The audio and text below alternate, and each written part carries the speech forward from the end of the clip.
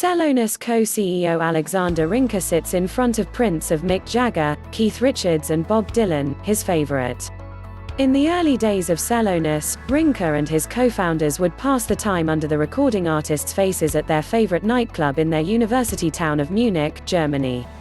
When the joint closed years later, Rinke bought the art of the walls. It now forms his preferred Zoom background aesthetic when he's home in Munich, alongside views of the local skyline and of New York City, home to Celonis co-headquarters.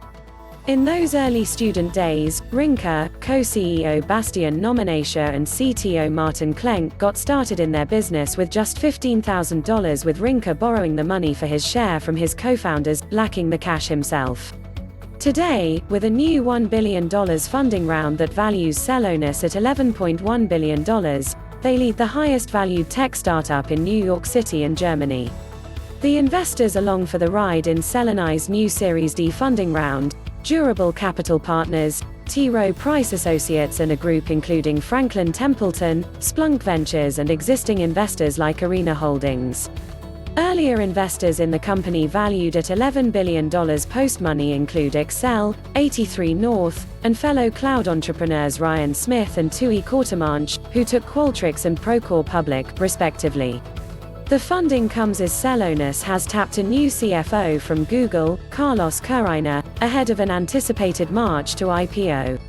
Founded in 2011 as a way to bring more data-driven rigor to the consulting work that Rinke and his co-founders were taking up, Celonis got its start when its founders looked to incorporate a then somewhat obscure method of scanning IT log data to map out a company's processes, called process mining, into their student consulting work.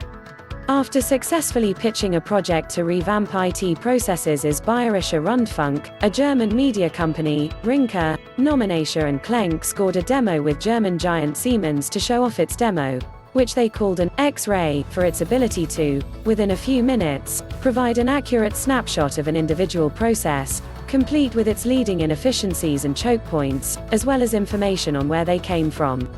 Corporations would previously bring in consultants and do workshops to figure out the real truth of where they were inefficient, says Rinke.